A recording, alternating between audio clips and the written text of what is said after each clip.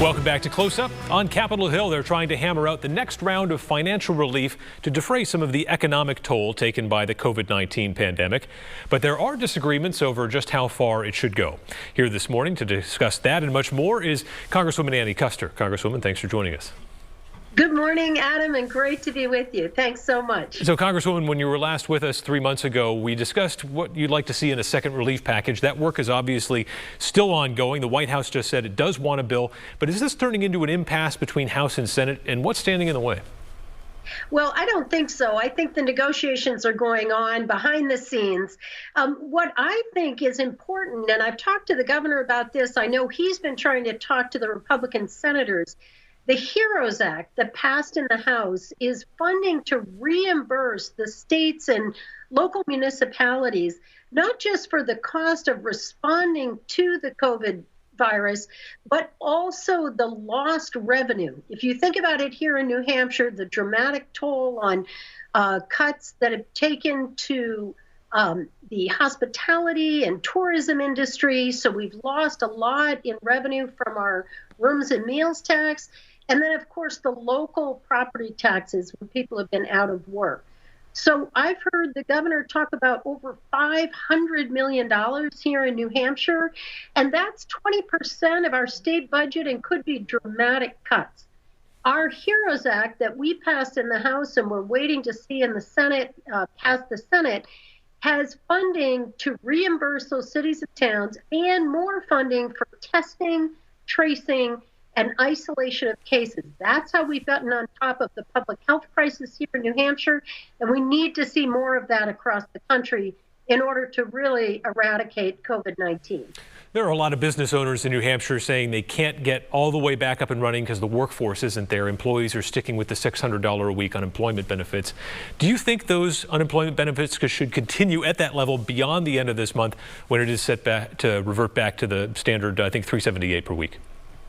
Well, what we're so fortunate about here in New Hampshire is that because we took this seriously, we tracked down every single positive test and all of the people that they've been in touch with, 100% contact tracing here. We're down to only 24 people hospitalized in the state from COVID-19 and about 20 new cases a day. That's a dramatic result. And frankly, one of the best in the country. Just Vermont and New Hampshire, the two best states right now. So most people are ready to go back to work. And if they have the safety protocols in place that they can work safely, I think they'd like to go back to work. We know, however, that there are parts of the country where this COVID-19 is raging. In Florida, in Texas, and Arizona. And in that part of the country, it truly is not safe for many people to go back to work, and we may need to continue the unemployment benefits until they get into a better situation. What about the people who essentially live in fear of the virus and may have an underlying condition, but if you're a young, healthy person in their 20s who's afraid of getting the virus, should they be able to collect federal benefits to not work for the duration of the pandemic? Well, this is why I've been focused on the actual safety protocols, and I've been so disappointed by this administration that we haven't had more federal leadership. Luckily, we do have people working at the CDC and OSHA, but we ought to have a federal standard for safety in the workplace so that people can be reassured. Look, my experience is most people would prefer a job and going to a job than staying home. I've heard from so many people, including my own staff, that would be together in the workplace. They miss the camaraderie, they miss the socialization. But until we know that we can keep people safe, so many people are able to work from home. And then for those who are not, let's focus on a safe workplace so that not only the workers, but the consumers, the customers themselves can be safe to get out and about and get the economy back going again. So much of the pandemic has unfortunately entered a political part of the conversation. I know you've been very focused on a vaccine and making sure that that can get out to the public. Are you worried about that vaccine becoming politicized, that people might decide not to take the vaccine if and when it comes?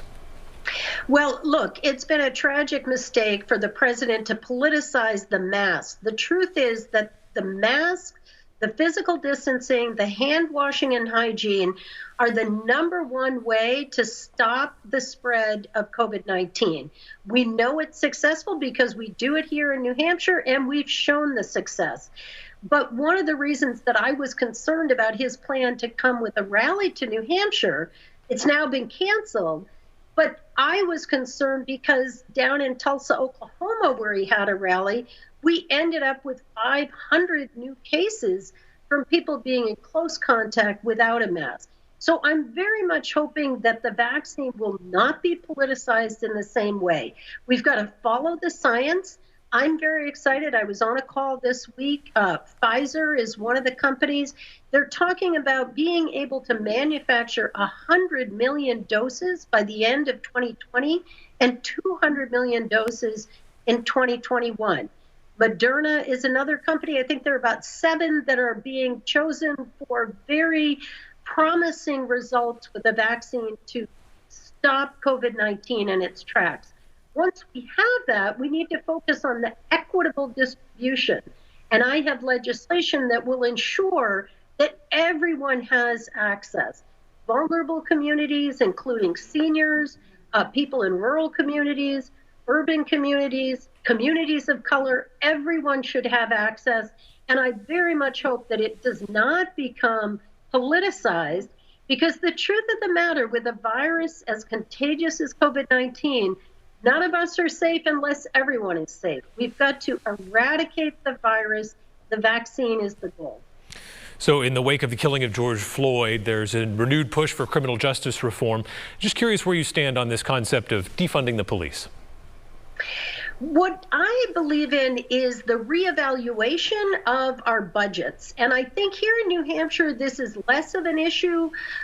We've had a lot of contact with the police. I did a wonderful virtual event with the police in Nashua. They have a wonderful conversation that they've had going for at least 5 years with the community, with African Americans, people of color, having a conversation about what their expectations are and how they can work well together.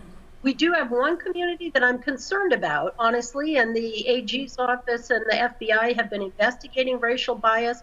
But for the most part, that's not the issue here. But I do understand from my colleagues around the country that there are big city budgets where the police have been essentially militarized. And lots of money is going into policing that should be going into social service problems that the police end up responding to. Think about homelessness, domestic violence, certain incidences in the community that social workers and others could be responding to calm the waters. One of the issues that I'm very focused on is revisions to our criminal justice system, particularly with regard to addiction. What I've learned from the opioid epidemic here in New Hampshire is that this is a public health issue. People need treatment and they need long-term recovery. And instead, we've been locking people up without treatment. So that's the focus I have. We can save precious tax dollars, save lives, and de-escalate some of the tensions around our country. And we are heading into a redistricting year in 2020 into 2021.